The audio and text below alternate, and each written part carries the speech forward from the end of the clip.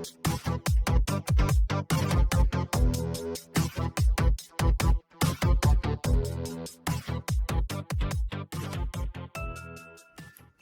Students, last lecture में आपने सीखा कि रिलेशंस क्या होते हैं, रिलेशंस के बेसिक समझे। अब हम रिलेशंस के आपको टाइप्स बताएंगे, तो शुरू करते हैं।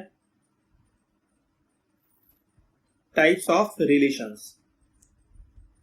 इससे पहले एक पॉइंट ये आप समझ लीजिए, इनवर्स रिलेशन।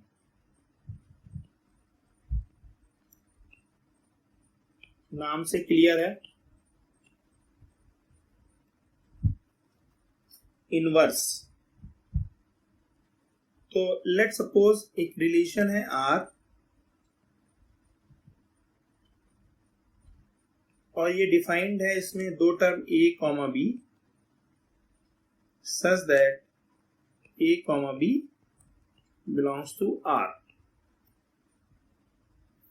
तो आर इनवर्स ऑर्डर्ड पेयर की बात करते हैं हम। शुरू के सारे सेट थ्योरी के लेक्चर्स में ऑर्डर्ड पेयर की बात करते हुए आ रहे हैं।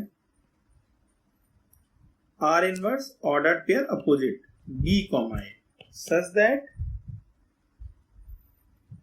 A comma B belongs to are.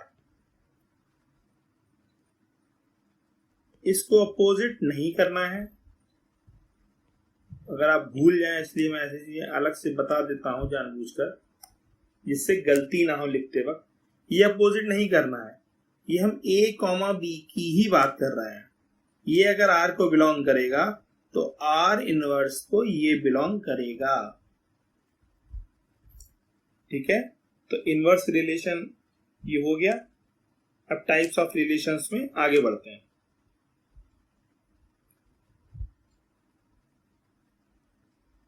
पहला रिलेशन है रिफ्लेक्सिव रिलेशन।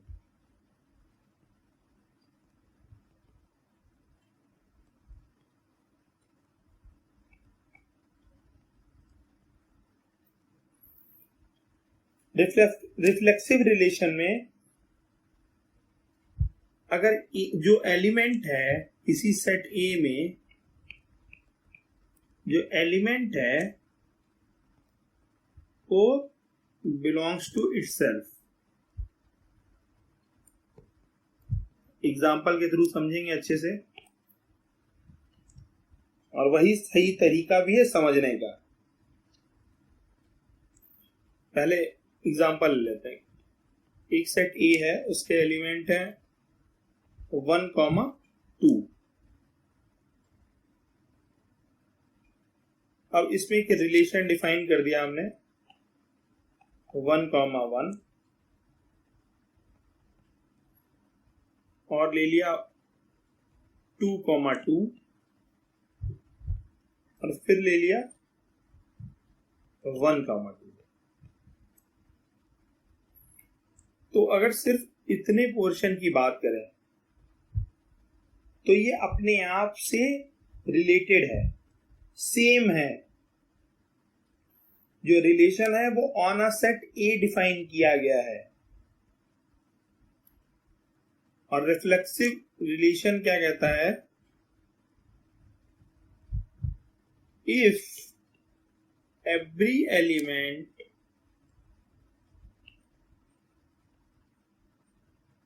ऑफ ए जो सेट हमने माना है, इज रिलेटेड टू इटसेल्फ। तो ये आपको दिख रहा है कि ये अपने आप रिलेटेड है दूसरे से, सेम 2,2 रिलेटेड है। लेकिन ये जो है ये रिलेटेड नहीं है। तो इस केस में अगर हम रिलेशन एक आर ये डिफाइन करें 1,1 और 1,2, तो उस केस में ये reflexive relation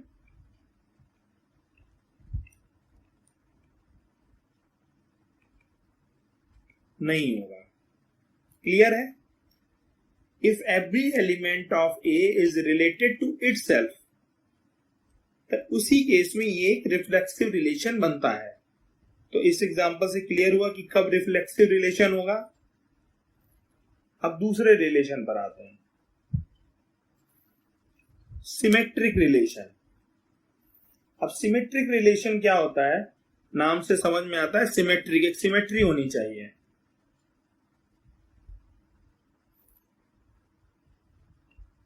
if and only if, याद है ना? इफ एंड ओनली इफ को हम आई डबल एफ 2 बार लिख देते हैं। A comma B belongs to R for all a comma b. अब ये जो ए कॉमा बी, मतलब कोई भी ये एलिमेंट लिए हैं, ये जो एलिमेंट है ये ऑफसेट ए हैं, आगे नहीं बताएंगे, ध्यान रख लेना।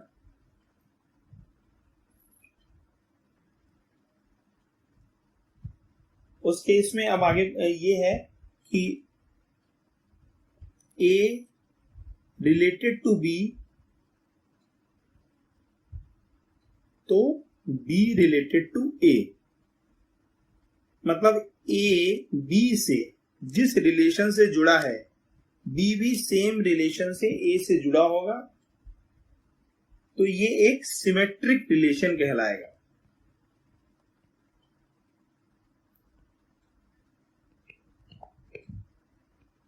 ठीक है, ये एक सिमेट्रिक रिलेशन कहलाएगा। अब ऐसा कैसे, ऐसा हो सकता है, अभी हम एग्जांपल्स में आपको आगे बता देंगे। एक समझ लेते हैं इसमें, जो हमने सबसे पहले बताया था पॉइंट आपको, कि आर इनवर्स। अब यहां पर ये एक ध्यान देने वाली बात है कि ए बी से जुड़ा है, ठीक है, तो ये रिलेशन आर है, तो अगर बी ए से जुड़ेगा और ये भी रिलेशन आर है, तो यहां से क्लियर होता है R inverse equal to R. A related to B, और जब बी रिलेटेड टू ए होगा तो वो सिमेट्रिक रिलेशन होगा। अब इस ग्राफ से क्लियर है, एरो डायग्राम, इसका नाम बताया गया है पिछले क्लासेस में, इसका नाम है एरो डायग्राम। इस एरो डायग्राम से क्लियर है कि ए बी से जुड़ा है, और फिर अगर बी भी उसी रिलेशन से ए से जुड़ा है, तो हमने अभी थोड़ी देर पहले बताया कि इनवर्स रिलेशन एक साइड में आर होता है, और अगर दूसरी साइड में अपोजिट डायरेक्शन में आता है तो आर इनवर्स होता है।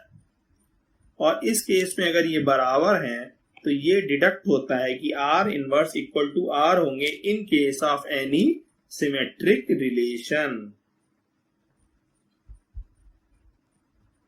ठीक है, अब नेक्स्ट टाइप पर आते हैं।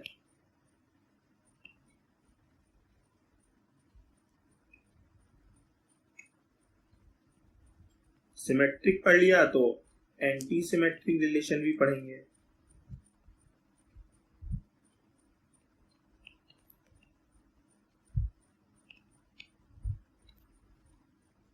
एंटी सिमेट्रिक रिलेशन, अब एंटी सिमेट्रिक क्या है? Opposite of symmetric.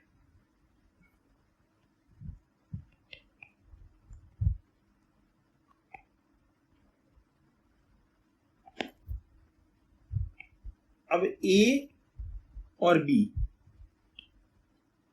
ए ले लिया और बी ले लिया, अगर ये कनेक्टेड हैं सेम रिलेशन से, तो ये अपोजिट कनेक्शन नहीं हो सकता। और अगर ये वाला रिलेशन है तो ये नहीं हो सकता। मतलब वन रिलेशन एक्सक्लूड अदर। ठीक है, बात समझ में आई? फिर से बताता हूं एक और तरीके से। इन केस ये दोनों एग्जिस्ट कर रहे हैं, in case both are existing,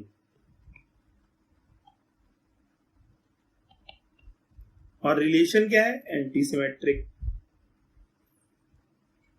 तो ये तभी पॉसिबल है जब A इक्वल टू बी। अगर आपने पुराने लेक्चर अटेंड किए होंगे तो मेरे बोलने से पहले आप समझ गए होंगे, ठीक है। लेकिन खैर नहीं किए तो आप अटेंड कर लीजिए, उसको पढ़िए और कॉपी और पेन लेकर बैठा करिए, और फिर एक एक बात को समझते हुए नोट करते चले गए और तुरंत उसके क्वेश्चन आंसर लगा लिए, प्रॉब्लम लगा लिए, जहां भी आप अटक रहे कर लिया, मुझको टेक्स्ट कर दिया, मैं बता दूंगा अगर फिर भी अटक रहे हैं, लेकिन अटकेंगे ही नहीं। ध्यान से पढ़िए। तो ये नहीं हो सकते। अगर A B से कनेक्टेड है तो B A से कनेक्ट नहीं हो पाएगा, और अगर B A से कनेक्टेड है तो A B से कनेक्ट नहीं हो पाएगा, ठीक है। और अगर फिर भी both are existing then in case of A equal to B। अरे वाह, ये तो एक क्वेश्चन बना दिया। नेक्स्ट रिलेशन है ट्रांजिटिव रिलेशन। अब नाम से क्लियर है, ये सब हम सेट थ्योरी में देख चुके हैं, और वो टर्मिनोलॉजी बार बार यूज होगी। वहां पर भी हमने बताया था कि उस बात को ध्यान से रखना है। सेट थ्योरी चैप्टर 1 इसीलिए था, इसीलिए है क्योंकि ये और चैप्टर्स की बेसिस तैयार करता है, और वो जो कॉमन कॉन्सेप्ट है, जो कॉमन थॉट प्रोसेस है, वो पूरे मैथ में अप्लाई होता है। तो ट्रांजिटिव रिलेशन बताते हैं। If A, B belongs to R, और then B, C belongs to R, तो A, C भी R को बिलोंग करेगा। ठीक है, सिंपल सी बात है। ट्रांजिटिव रिलेशन का एग्जांपल अभी थोड़ी देर में देख लेते हैं। एक साथ एक कॉमन एग्जांपल ले लेंगे, उससे बहुत अच्छा समझ में आ जाएगा। तब उससे पहले एक देख लेते हैं आइडेंटिटी रिलेशन।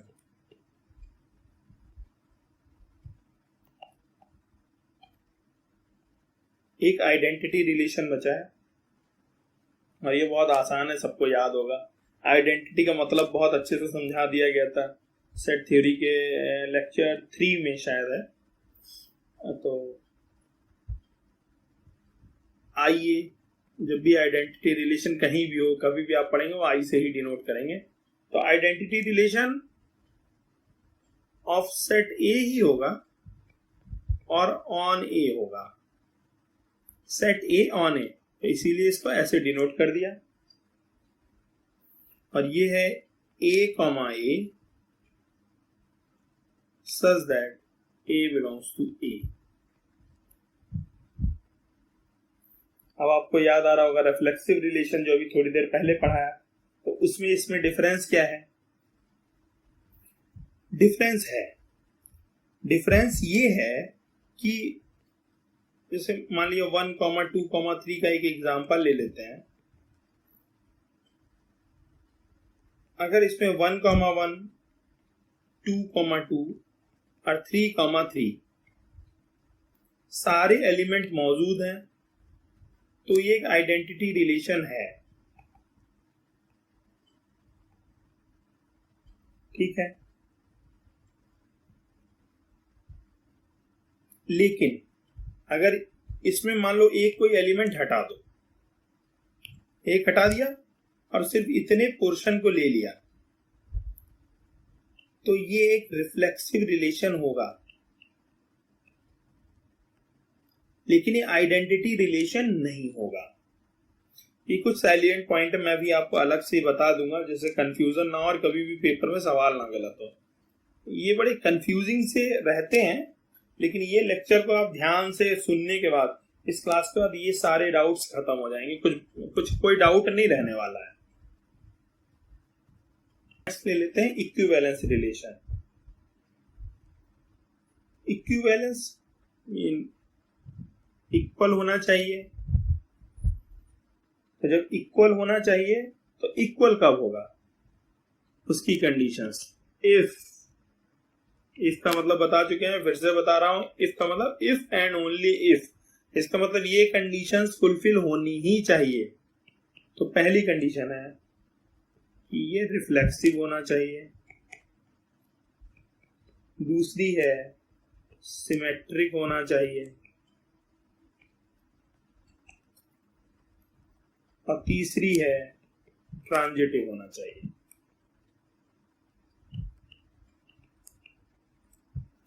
क्लियर?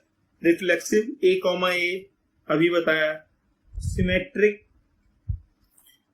सिमेट्रिक भी बताया कि ए बी से जुड़ा होगा और बी ए से जुड़ा होगा with same relation, mean are inverse बराबर आर होगा, और ट्रांजिटिव भी बता दिया।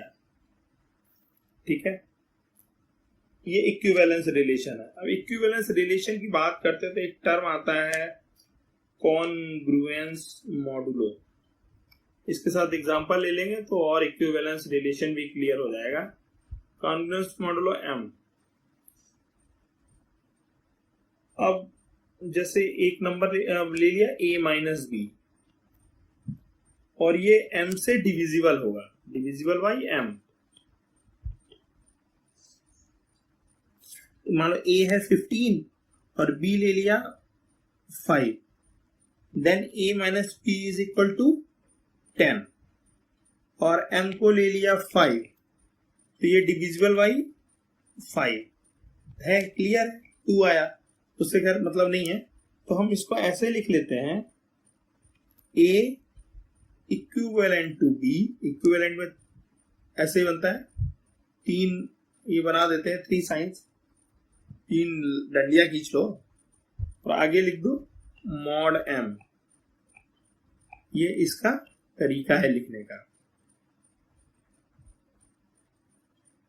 तो ये क्या बताना है इस एग्जांपल में कि कौन सा रिलेशन एग्जिस्ट करता है। तो हमने कितने रिलेशन पढ़े? पहला रिफ्लेक्सिव, उसकी जांच कर लेते हैं। सिमेट्रिक, अच्छा सिमेट्रिक नहीं होगा तो एंटी सिमेट्रिक होगा, चेक करते हैं। ट्रांजिटिव,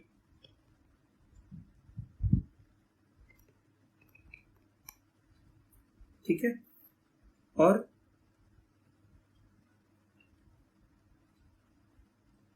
एक इनवर्स रिलेशन भी देख लेते हैं।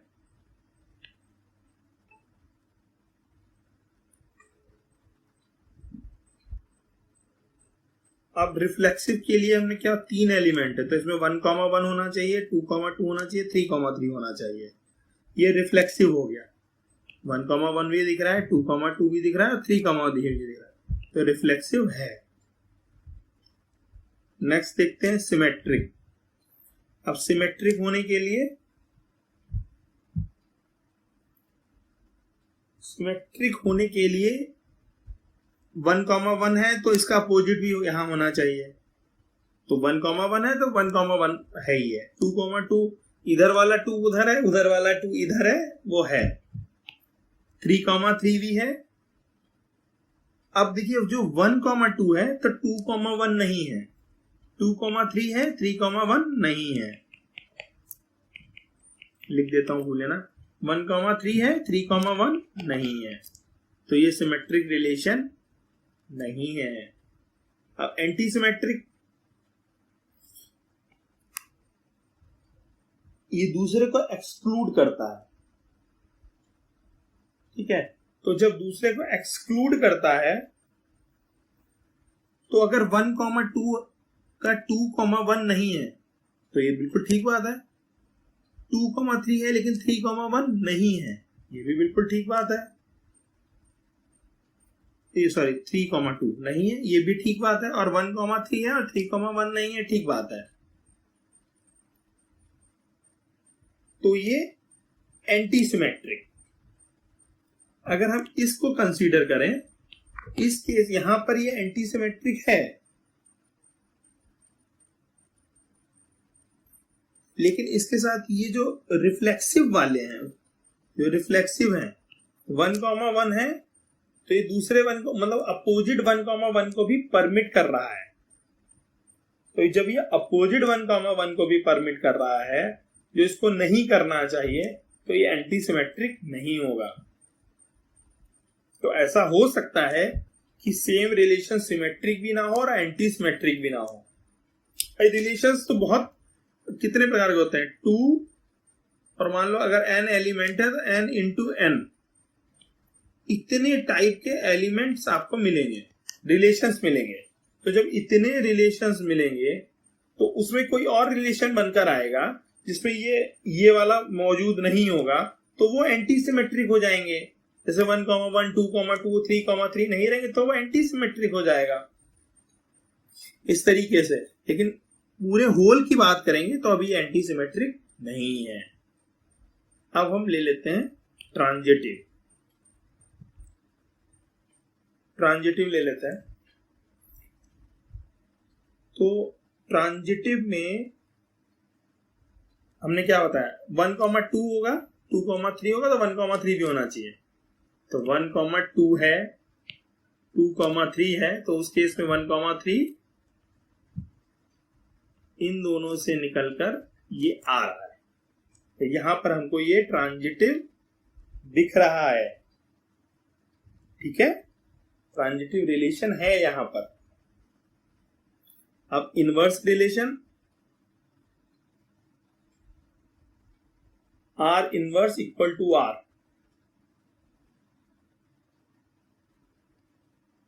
वो तो आपका रिफ्लेक्सिव हो गया। तो इनवर्स तो बेसिकली निकालना पड़ता है।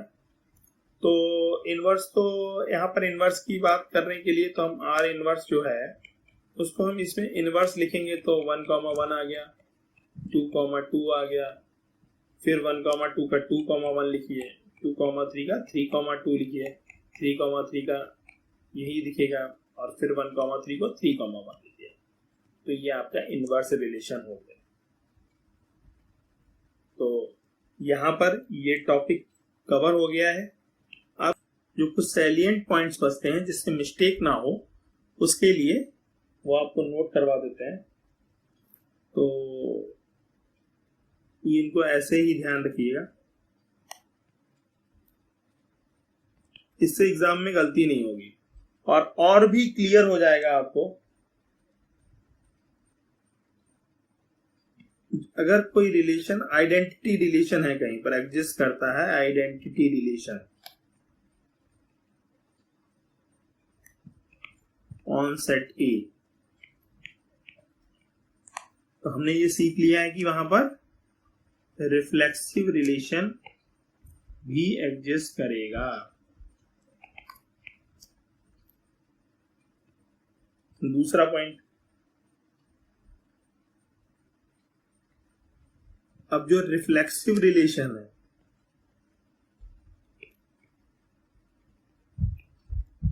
ये मैं ऐसे लिख दे रहा हूं, ये नेसेसरी नहीं है, not necessary to be identity relation.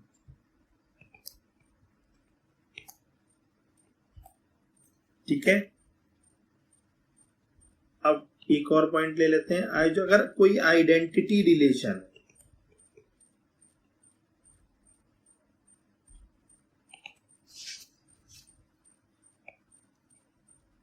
कोई भी आइडेंटिटी रिलेशन है, वो रिफ्लेक्सिव भी होगा, सिमेट्रिक भी होगा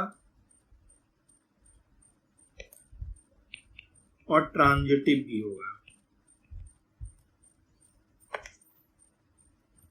भाई रिफ्लेक्सिव, सिमेट्रिक और ट्रांजिटिव आइडेंटिटी रिलेशन है ना, तो क्या है कि जैसे मान लो एक एलिमेंट का सेट ले लिया, ठीक है, अब उसमें 1,1 होगा या 2 का भी ले लो, तो 1,1 और 2,2, और हमने सेट थ्योरी में पढ़ा था, इसको आप कितनी बार भी लिख लीजिए, ठीक है, और इसको भी कितनी बार भी लिख लीजिए, वो पढ़ा एक ही बार जाता है। मतलब बल्कि ये लिखने का तरीका गलत है, लेकिन आपको समझाने के लिए मैं बता रहा हूं। ये इसको ए मान लिया, इसको बी मान लिया और इसको सी मान लिया, तो जब ए बी सी सब सेम है, यहाँ ए मान लिया, ये बी मान लिया, ये सी मान लिया, जब ए बी सी सब सेम है तो वो रिफ्लेक्सिव हो गया, सिमेट्रिक भी हो गया और ट्रांजिटिव भी हो गया। ए से बी में गया, बी से सी में गया, तो ए से सी में गया। तो सारे आइडेंटिटी रिलेशंस में रिफ्लेक्सिव, सिमेट्रिक और ट्रांजिटिव फॉलो करेगा ही करेगा। ये हो गया पॉइंट आपके लिए। और ऐसे ही पढ़ते रहिए, साथ में बने रहिए। अगर आपने सब्सक्राइब नहीं किया है तो सब्सक्राइब कर लीजिए, और अगर आपने बेल आइकन प्रेस करना भूल गए तो बेल आइकन प्रेस कर लीजिए। सब कुछ कंटिन्यूअसली इत्मीनान से पढ़ाया जाएगा और आप कोई भी डाउट बचने वाला है नहीं।